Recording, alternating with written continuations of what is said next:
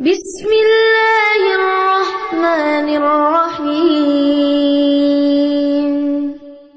تبارك الذي بيده الملك وهو على كل شيء قدير الذي خلق الموت والحياة ليبلوكم أيكم أحسن عملا